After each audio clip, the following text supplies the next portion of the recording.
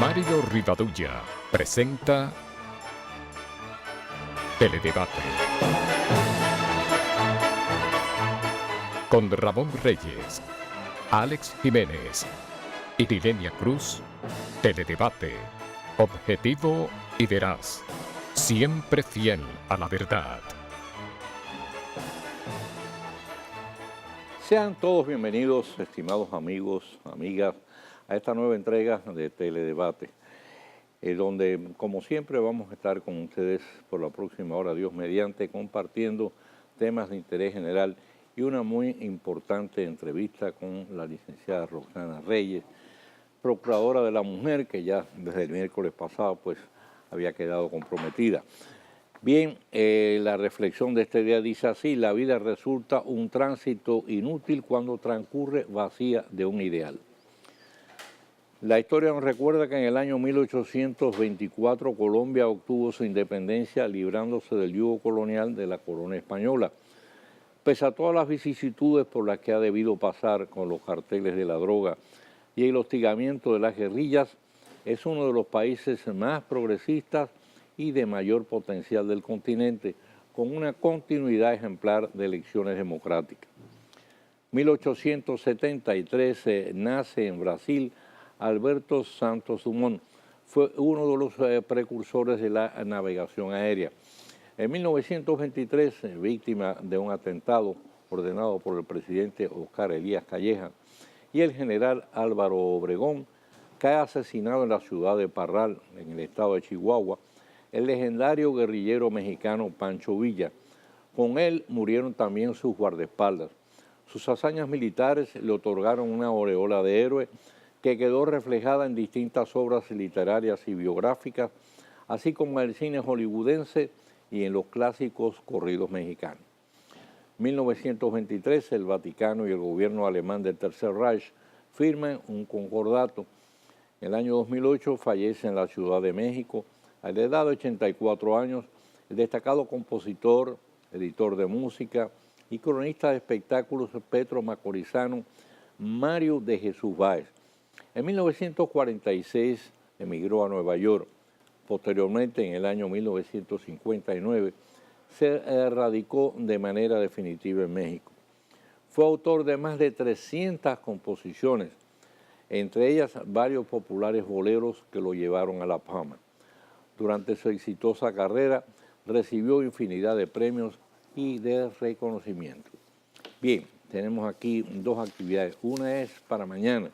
El viceministro para la Identidad Cultural y Ciudadanía de la Dirección de Proyectos Especiales del Ministerio de Cultura está invitando para mañana, los jueves de la cultura itinerante, don Pedrito Félix. Se le va a hacer un reconocimiento a la destacada cantante Maridalia Hernández, una de las voces más hermosas que ha producido la República Dominicana. Esto va a ser a las 4 de la tarde en la Sala de Arte Ramón Oviedo del Ministerio de Cultura en la avenida George Washington. Y para el próximo lunes, la excelentísima primera dama Cándida Montilla de Medina está invitando a la inauguración del Centro de Atención Psicosocial para internos de la Penitenciaría de la Victoria, CENACI. Esto va a ser a las 11 de la mañana en la Victoria, en Villamella. Bien, pues hay 6 fetos aparecieron en una funda en la urbanización Italia, en Santo Domingo Este. Sugiere la existencia, lógicamente, de un centro de abortos ilegales. Y uno pregunta, bueno, fábrica de abortos, hay varias clínicas en el sector. La Cámara de Diputados aprobó de urgencia un nuevo Código Penal donde se penalizan los abortos de 4 a 10 años. Los casos especiales de interrupción del embarazo por violación, incesto, malformaciones de la criatura, que clínicamente se confirme que son incompatibles con la vida, quedaron fuera y se enfocarán en una ley aparte. Entre otras características, el nuevo código eleva las sanciones a 40 años por los delitos más graves. Se establece el cúmulo de penas que no existía en el anterior hasta 60 años. Se sanciona la corrupción, el peculado, el proxenetismo, la explotación de menores. Por otro lado, pues tenemos que Donald Trump y Mike Pence, que es ahora su compañeros de fórmula, bueno, pues ya fueron formalmente proclamados por el Partido Republicano. Está pendiente la de Hillary Clinton, que esta tiene los votos más que sobrados para garantizar que va a ser la candidata del Partido Demócrata, aunque aún no ha escogido su compañero de boleta. Pero la campaña tiene trazas de que va a resultar muy agresiva, sobre todo por parte del controversial empresario, que de manera sorprendente ganó la nominación de su partido. En su primer discurso dijo que la señora Clinton debiera estar tras las rejas por el uso de su computadora personal para los emails oficiales. Bien, pues hay una situación muy especial con Rusia, con el deporte ruso, las Olimpiadas. Ahí se hizo una investigación. Esta investigación fue llevada a cabo por un organismo de las Naciones Unidas que se dedica precisamente a investigar los casos de dopaje. Y esta investigación muy prolija ha establecido que en Rusia el presidente Putin ha promovido como una política de Estado el dopaje de sus atletas. Dice que más de 500 atletas están involucrados. Fue llevado a cabo, como dije antes, por la Agencia Antidopaje de las Naciones Unidas. Ahora, el Comité Olímpico Internacional tiene pendiente tomar la decisión de si excluye a Rusia definitivamente del movimiento olímpico y su presencia en la próxima Olimpiada de Río de Janeiro, o si van a hacerlo de manera individual, es decir, caso por caso.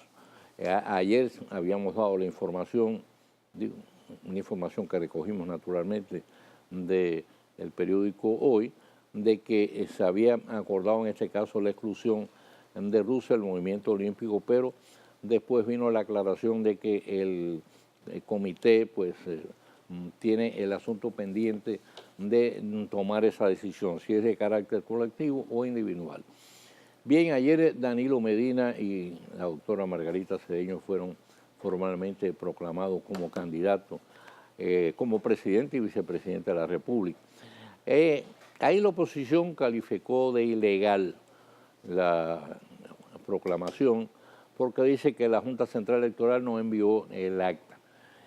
Y realmente ese es un acto formal. Usted no se puede negar ahora que el presidente Danilo Medina ganó las elecciones y teniendo como compañero de fórmula a la vicepresidenta es una forma realmente abrumadora. Y es precisamente lo que tiene que mostrar la oposición, es decir, mayor formalidad, mayor profundidad y seriedad en su postura. Esa política de oposición sistemática que han emprendido termina por aburrir y desacreditarse. Además, seguir cuestionando el triunfo indiscutible de Danilo Medina con una ventaja tan abrumadora, que además era como una crónica anunciada, es un absurdo que puede llegar a caer en el ridículo. Además, para usted sustentar ese tipo de postura, el primer requisito sería no aceptar los cargos obtenidos en ese proceso, porque de lo contrario se estaría haciendo cómplice de la supuesta ilegalidad. La realidad es que la institucionalidad democrática y lo que el pueblo dominicano requiere es una oposición combativa y alerta, pero responsable y propositiva. Importadores y productores de medicamentos alegan que los hospitales públicos del Instituto Dominicano de Seguros Sociales les adeudan 253.900.000 pesos por suministro de medicamentos. Excluyen a Promese, que dice que mantiene los pagos al día. Ahora, el presidente de esta organización, José Miguel Zorrilla, dice que los hospitales están comprando de manera directa y en esa forma violan la ley, ya que ésta dispone de canalizar todas las compras de medicamentos para el sector hospitalero a través de Promesa. Pero la cuestión es esta: si usted sabe que es violatorio de la ley, ¿por qué entonces le están vendiendo? Porque al hacerlo así, ustedes están compartiendo la ilegalidad. Vamos a hacer la pausa y cuando regresemos ya vamos a tener con nosotros hoy a la licenciada Roxana Reyes, la Procuradora de la Mujer.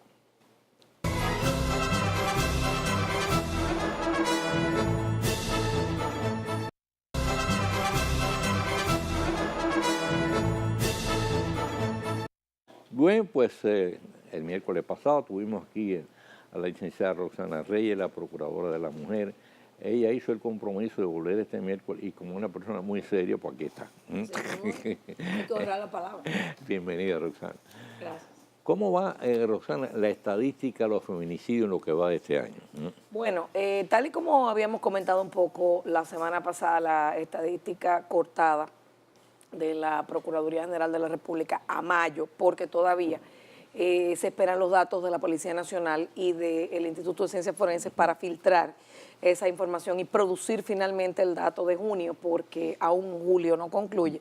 Pero andábamos 29-33 y hablamos de 29 feminicidios hasta mayo de este año. Sin embargo, vimos un incremento en junio, de junio de este año versus junio del año pasado, y entonces en julio de este año vemos un ligero descenso respecto del año pasado. Es decir, que como yo le explicaba la semana pasada, el comportamiento de la estadística fluctúa y claro, no es uniforme, porque estamos hablando de que es el resultado del movimiento de personas. Y eso obviamente, usted ve que por ejemplo cuando hay liberación de las restricciones de la venta de alcohol, que hay mucho movimiento en los feriados de Navidad o en los feriados de Semana Santa, hay una propensión al incremento de la violencia hacia las mujeres, y por eso, tanto en Navidad como en Semana Santa, lo mismo que hace el COE, del que nosotros formamos parte, se activa todo el sistema para procurar estar muy pendiente y dar respuesta rápida en los lugares donde tenemos unidades de atención integral, que son 18 provincias, y también en aquellas donde no hay. Entonces hay una relación directa, muy directa entre el exceso de ingesta de alcohol y los feminicidios. Bueno, hemos visto no solamente en los feminicidios, sino en el aumento de la violencia hacia las mujeres, porque sabemos que el feminicidio es la violencia, exactamente, es la violencia extrema. Recordemos que el alcohol no es el responsable de la violencia, porque el alcohol es un desinhibidor, pero desafortunadamente si se libera la venta de alcohol, hay mayor propensión y mayor facilidad del consumo, y lógicamente eso es un disparador de la violencia. Sí, sobre todo que la gente se excede bebiendo, y entonces ella pierde el control, ¿no? Y yo no entiendo mucho, porque yo entiendo que donde tú tienes mucha gente caminando, moviéndose con la llegada de los dominicanos ausentes, etcétera, es que más duro tú tienes que ser con los horarios de los negocios nocturnos y con la venta de alcohol. Yo nunca he entendido eso, porque en esas épocas del año se libera. Porque eso habría que preguntárselo al ministro de Interior. Sí, para mí es totalmente contradictorio. Cuando es todo lo contrario. Eso lo pienso yo, lo piensa usted y mucha gente también, pero bueno, son de la cosa del folclore de este país. Ahora, desde el pasado miércoles que estuviste aquí a este miércoles, ¿se ha registrado alguno? No, todo lo contrario. Tuvimos un caso en Puerto Plata, pero esta persona no había denunciado. Y es lo que siempre sucede, como conversábamos la semana pasada, que el 80% de las mujeres que mueren no denuncian. Y entonces usted tiene componentes que son inherentes a la víctima, que es el miedo, que las paraliza, es la culpa, es ese no saber qué hacer. Pero como yo le comentaba, los trabajos de Ciudad Mujer van bastante adelantados para nosotros tener la concentración en un espacio físico de todos los módulos, que incluyan incluso la formación técnico-profesional, la formación de empoderamiento económico de estas mujeres, de tal suerte que no solamente se quede en el tema de la atención médica, de la atención psicológica o de la atención legal, sino también que ellas aprendan un oficio, se alfabeticen las que no lo están, y puedan generar una economía a producto de la realización de un oficio que le permita vivir dignamente, mantener a sus hijos y no depender económicamente del agresor. Tú utilizaste ahora una palabra que da la impresión de que es una situación como contradictoria.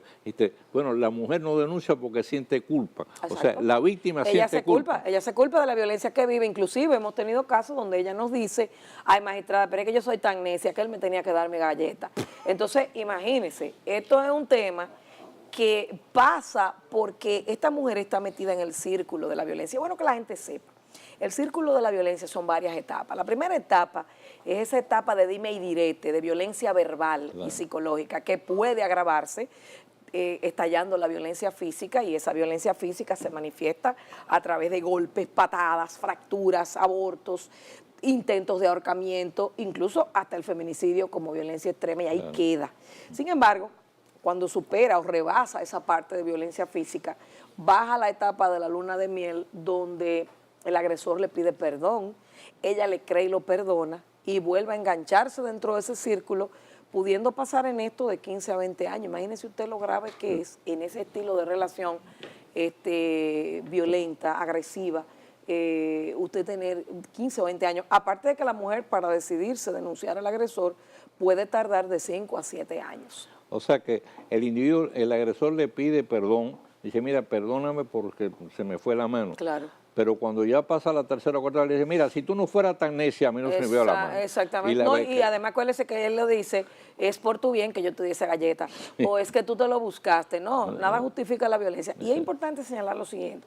Usted recuerda que conversamos sobre la respuesta que da el agresor sobre la base del manejo de la ira y el control de los impulsos. Ahora mismo aquí a este set puede venir cualquiera a decirnos de todo a usted y a mí. Nosotros decidiremos cómo le vamos a responder a esa agresión. Si con otra agresión, igual o peor, claro, si lo arrestamos y se lo entregamos a la policía o si no hacemos nada. Porque muchas veces la mejor manera de hacer algo o de responder correctamente es no hacer.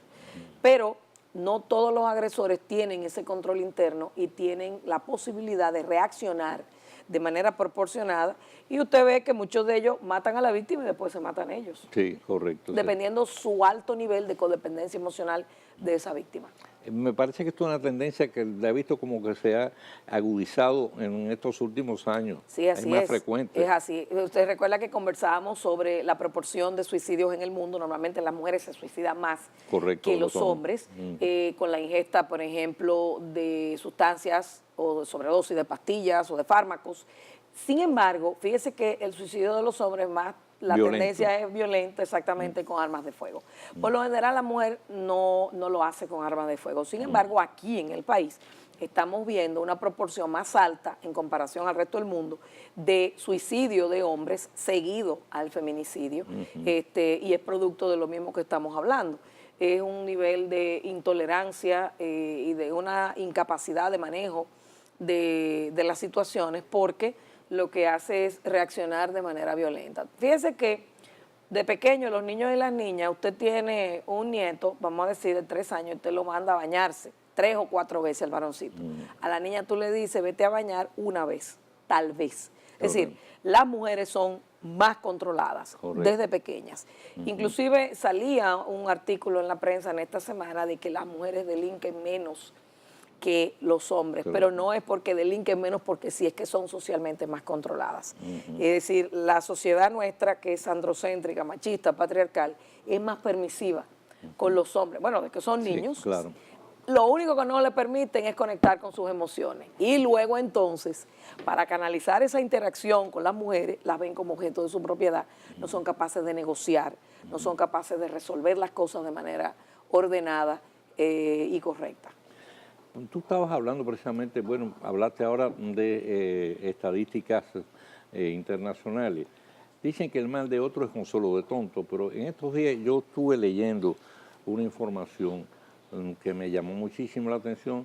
Dice que en Colombia, por ejemplo, se producen alrededor de 1000 feminicidios por año.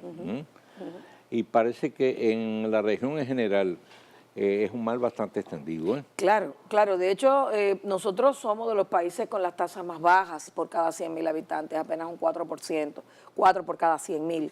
Sí. Mientras, como usted señala, países como Colombia, México, pero principalmente Guatemala, Honduras y El Salvador son los 3 países con mayores tasas de feminicidio en América Latina. Nosotros no estamos en ese grupo y, insisto, para ser un país pequeño, tenemos altas tasas de violencia, y lo que hablábamos, en 8 años, 500.000 denuncias, es un número para preocuparse. Sin embargo, aún así, solo el 80%, perdón, solamente el 20% de las que mueren denunciaron.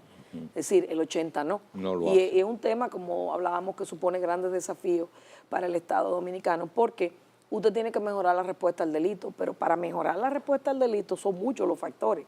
Desde el operador, la calidad de respuesta depende de la formación y de la logística y los recursos que el operador tenga y que entienda el fenómeno con el que se está bregando. Entonces, digo, lo ideal sería tener tasa cero de feminicidio, Claro. pero por lo que tú me dices, hay otros países de la región que tienen una tasa mucho mayor. Inclusive países de Europa del Este tienen altas tasas, Islandia, Finlandia, tienen tasas mucho más altas que nosotros. Y uno pensaría, bueno, pero sus niveles de desarrollo Sí.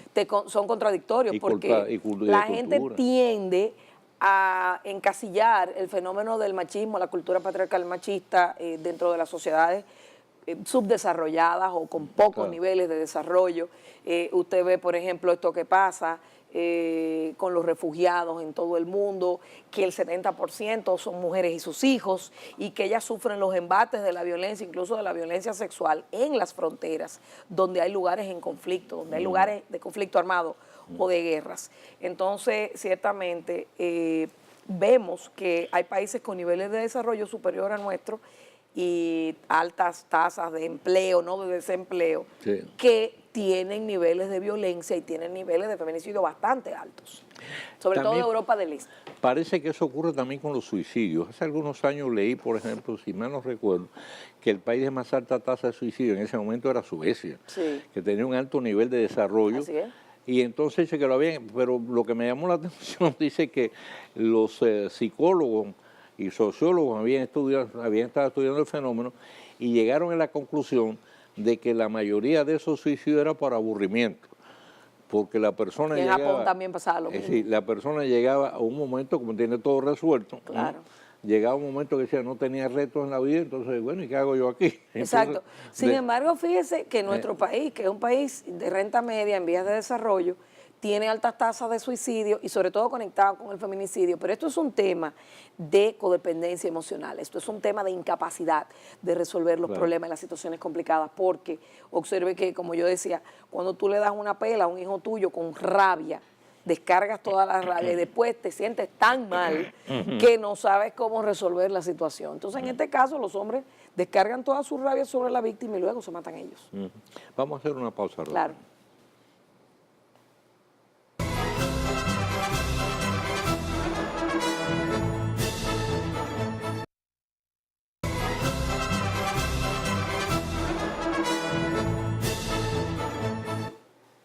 Seguimos conversando con Roxana Reyes, la Procuradora de la Mujer, sobre este importantísimo tema que es los feminicidios, la violencia intrafamiliar.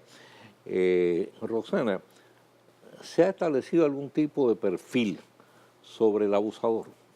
Bueno, eso puede variar, pero claro está, los perfiladores son personas que estudian lo que es la psicología criminal, criminalistas, criminólogos, y también cuando en nuestras unidades se trabaja con la valoración de riesgo para establecer cuál es el peligro que la víctima corre, pues lógicamente sobre estándares internacionales que existen aprobados por las asociaciones correspondientes de profesionales de la conducta y de la salud mental, se establecen perfiles de los agresores. Hay, por ejemplo, usted tiene los psicópatas y los sociópatas que no tienen ningún tipo de remordimiento ni de arrepentimiento, ni en ese delito de la violencia doméstica o feminicidio, ni ningún delito.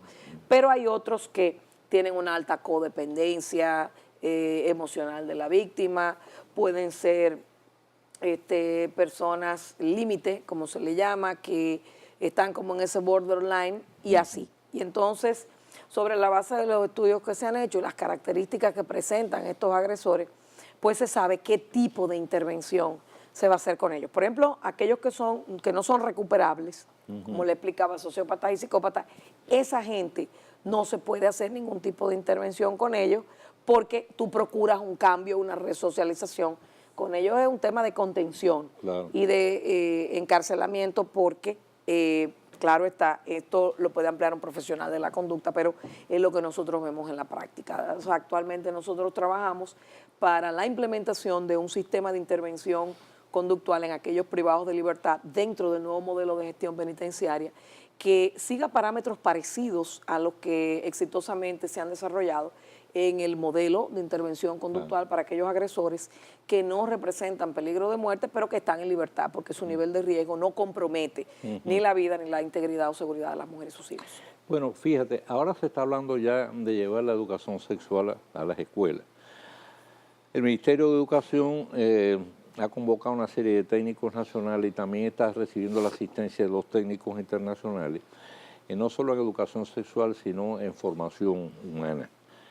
No sé, me pregunto si sería factible en este caso incorporar dentro de ese proceso, por ejemplo, esas mismas recomendaciones y bueno, darle un perfil. Mire, este es el perfil de un potencial agresor. Sí. Pues sobre todo a nivel ya cuando, por ejemplo, las jóvenes entran en la adolescencia, para que ellas mismas puedan identificar que si se le acerca a alguien, voy a tener una idea, bueno, este tipo está presentando una serie de características que no son las más convenientes. ¿Crees que sería eso factible, que sería interesante? Sí, mire, por ejemplo, sabe que nosotros tenemos un Ministerio de la Mujer que es el gestor de la política pública en materia de género en el país. Y obviamente el Ministerio de la Mujer es el llamado a coordinarnos a todos los actores. Recordemos que el Ministerio Público, policías, jueces, forenses, estamos en la parte del sistema de justicia penal y somos la parte reactiva, los que intervenimos cuando el problema pasa. Pero es fundamental el fortalecimiento no solo de la actuación coordinada, sino de un cambio de cultura patriarcal machista a través de la educación. Eso que usted plantea. El tema del género tiene que ser transversal en todos los estamentos del Estado y en la misma sociedad civil. Y obviamente la currícula académica universitaria como escolar tiene que contener estos temas de género. Y es importante, como yo explicaba la semana pasada, que cuando los niños y niñas comiencen su interacción, que aprenden a leer y escribir, que se alfabetizan, lo hagan sobre la base de los valores, del respeto, para desconstruir esos mitos y esos micromachismos y no continuar reforzando el que las mujeres son objeto de su propiedad, sino que son sujetos de derechos y que puede haber una interacción que se dé sobre la base del respeto, sobre la base de la equidad, sobre la base de la inclusión y de lo que son los valores, como usted señalaba, esa formación humana que es fundamental. Cuando los países no respetan a sus poblaciones vulnerables como los niños, los adolescentes, los discapacitados o habilidades especiales y lo mismo los adultos mayores, son países que retroceden. Por ejemplo, justamente en Suecia, el orden establecido. En primer lugar están las mujeres, en segundo lugar están los niños, niñas, adolescentes, luego los adultos mayores, luego las personas con habilidades especiales, después las mascotas, que son los animales, y por último los hombres. Entonces, fíjense, en ese lugar ellos quedan de último y tienen una dinámica y una estructura donde hay mucho respeto para la mujer, inclusive cuando hay algún tipo de inconveniente o de actitud violenta, inmediatamente, como hacemos aquí, se separan, pero lo mandan para donde su mamá o lo mandan para un sitio donde él pueda recibir la ayuda, siempre y cuando no represente peligro de muerte. Dijiste una cosa muy interesante, en la escala esa están incluidas las mascotas, Claro, los animales domésticos. Seguro, porque es que es un país donde no hay cultura de respeto a los animales, pues obviamente retrocedemos como país. Es más, tengo entendido que, por ejemplo, los psiquiatras, cuando analizan la conducta de una persona, sobre todo es un rasgo de sociopatía. Claro. Cuando la persona esa, cuando era niño, se dedicaba a maltratar a los animales, a asesinar a los animales. Claro. De hecho, si usted analiza, por ejemplo, la historia de los grandes asesinos en serie, por ejemplo, usted coge la historia de Jeffrey Dahmer, el descuartizador de Milwaukee, que murió en la cárcel, apaleado, o Ted Bundy, que fue de los primeros asesinos en serie que se recuerdan en Estados Unidos, pues usted va a ver que en su niñez eran personas que sin ningún tipo de remordimiento de niños mataban animales y los descuartizaban o cometían actos realmente sanguinarios en contra de ellos. Sí, es muy importante que los padres estén pendientes. Entonces, cuando vemos estos temas de embarazo en adolescente, de un muchacho con otro muchacho, tú dices, bueno, pero ¿quién va a criar a este muchachito? La calle, el barrio. ¿Qué capacidad, qué formación tiene la madre? Pero probablemente, como esto se pasa de una generación a otra, ella también fue producto, la madre de un embarazo adolescente. Entonces, cuando usted analiza el fenómeno criminal, cuando usted analiza el delito, son muchos los factores y variables que hay que tomar en consideración para ponerlos en control, para que el tema de la educación sexual, por ejemplo, es importante porque es necesario hablar claro y explicarle cuáles son los riesgos de contraer enfermedades infectocontagiosas y sobre todo de postergar esa primera relación. Eso es importante porque fisiológicamente una niña de 13 años no está en condiciones de tener un niño. Y entonces debe estar estudiando. Entonces, eso supone grandes desafíos para nuestra sociedad y para el Estado, para que le dé respuesta a esa parte de nuestra población que es tan vulnerable. Correcto. Bueno, ya hablamos del perfil de, en este caso, de los feminicidas. Ahora, hay características que sean comunes, por ejemplo, las mujeres abusadas, estamos hablando de pobreza material, no sé, bajo nivel educativo, que tú me has dicho, En cualquier clase social sí, puede estar. me has hablado, sin embargo, que en países desarrollados que tienen también sí. un alto nivel cultural, Claro. sin embargo, Pasa. el nivel de feminicidio es superior aquí. Es así. Ujú. Es así. Vamos a hacer la pausa cuando regresemos a ver cómo podemos nosotros establecer también un perfil de la mujer abusada. Ok, muy bien.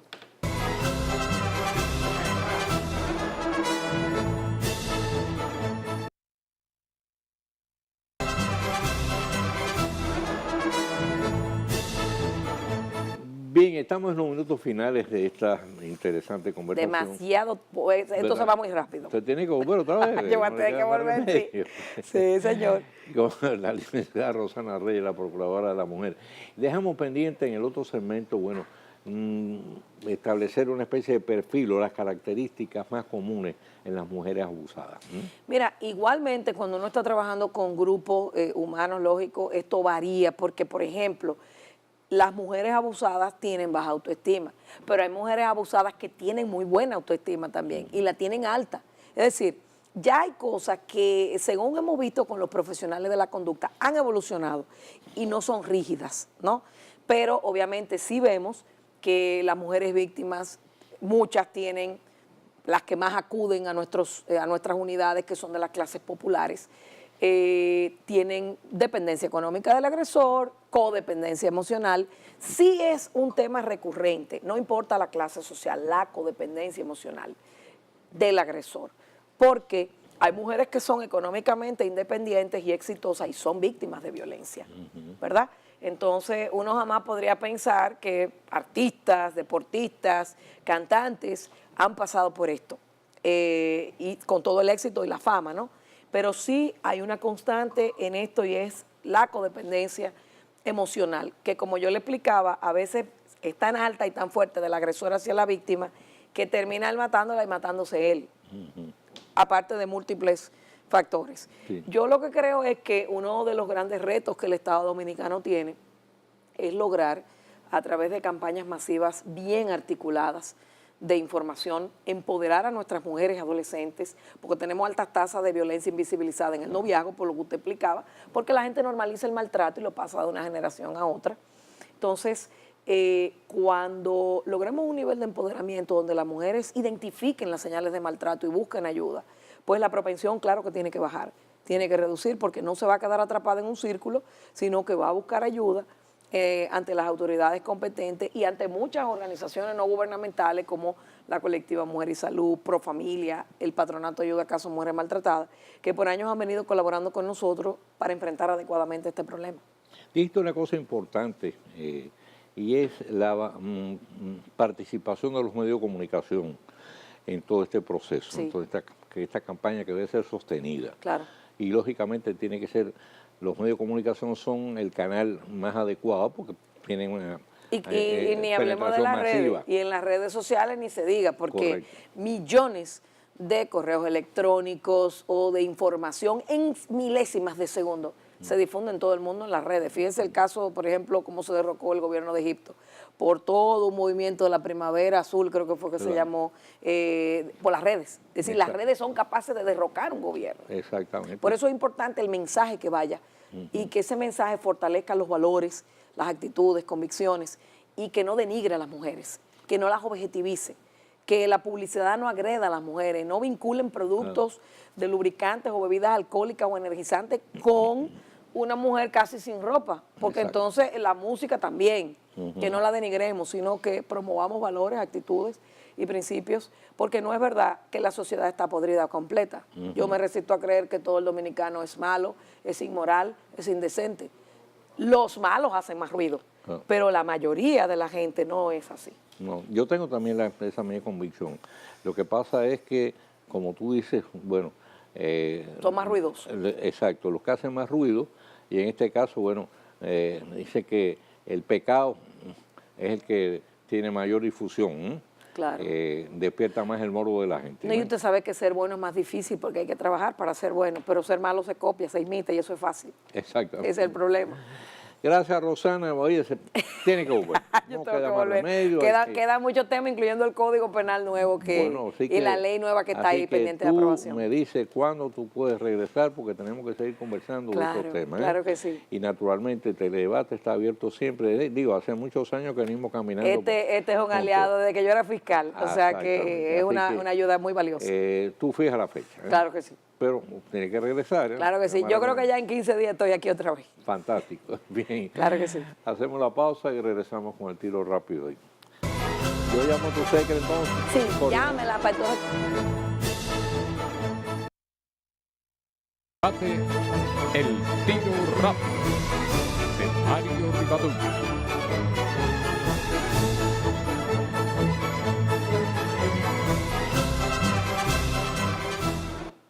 Son sobradas las razones por las cuales la situación de Venezuela tiene que ser objeto de honda preocupación y constante seguimiento para los dominicanos. Son históricos y estrechos los lazos de confraternidad con la patria de Bolívar, adoptiva para el de la nuestra, que allá fue a vivir su largo exilio y exhaló el suspiro final. Durante la prolongada tiranía trujillista, Venezuela, en las etapas en que disfrutó de democracia, dio acogida a no pocos dominicanos obligados a emigrar por ser opuestos al régimen. Y no le faltó los esfuerzos desplegados del exilio para combatirlo, el aliento de sus autoridades y su pueblo, en especial cuando aquel gran demócrata que fue Rómulo Betancourt dirigió sus destinos. En justa correspondencia, un buen número de venezolanos ha venido a recalar aquí, víctimas de los excesos gubernamentales. No pocos han traído sus capitales y hecho significativas inversiones en el país. La situación real de Venezuela al presente no puede resultar más crítica y va moviéndose cada vez más de manera acelerada rumbo a un verdadero abismo de sombras, que es presagio de un futuro de violencia. Mientras el gobierno de Maduro endurece sus posiciones, negándose a cumplir el mandato constitucional del referendo revocatorio, así como el acuerdo de la Asamblea Nacional disponiendo la liberación de los presos políticos, la cual en el colmo del absurdo pretende declarar ilegal, en tanto dispone la creciente militarización del país. La oposición cuestiona la imparcialidad de la comisión mediadora integrada por el ex jefe del gobierno español, José Luis Rodríguez Zapatero, y los expresidentes Ernesto Samper y Leonel Fernández. En especial, las críticas y el rechazo han estado focalizados en los dos primeros. A Rodríguez Zapatero se le acusa de pretender que la oposición desista del referendo en espera de las elecciones del 2019, así como sus vínculos con el marxista Pablo Iglesias, el líder de Podemos, quien fungió de asesor contratado por Hugo Chávez y a quien se señala como uno de los responsables del descalabro financiero de Venezuela. En cuanto al colombiano Ernesto Samper, secretario general de UNASUR, Enrique Capriles, el más conocido y uno de los más tenaces adversarios de Chávez primero y Maduro ahora, lo califica de aliado de este último. Y aunque las críticas apenas han rozado al expresidente Leonel Fernández, está claro que el vigoroso rechazo a los otros dos integrantes de la comisión descalifica esta e invalida su mediación. El exceso de aprehensión, sin embargo, ha hecho que la oposición también se pase de rosca cuando rechazaron la oferta del presidente Danilo Medina de utilizar el territorio de la República Dominicana para las gestiones de mediación, atribuyéndole, pues en este caso, preferencias por Maduro, cuando en realidad el mandatario dominicano en ningún momento ha hecho ninguna manifestación ni ha dado indicio de parcialidad en ese sentido, sino lo único que ha promovido y procurado como tantos otros mandatarios latinoamericanos, que pueda haber una salida pacífica a la crisis de Venezuela, aunque esta cada vez luce más distante.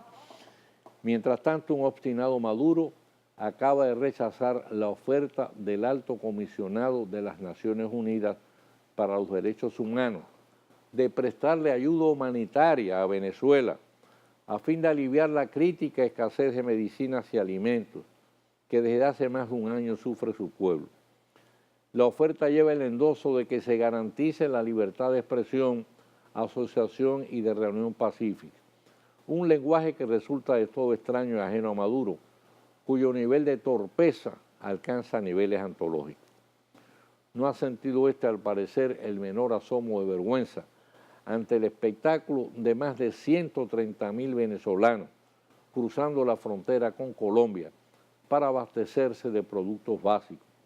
Ni le turba el sueño las muertes por falta de medicamentos, ni la desesperación de la gente que, tratando de saciar el hambre, se traduce en asaltos a camiones de mercancías y centros de acopio para apoderarse de lo poco que transportan y ofrecen. Como si en definitiva la basura pudiera barrerse debajo de la alfombra y esconder una escandalosa situación de carestía, inflación, miseria, violencia, corrupción y opresión que está a la vista de todos.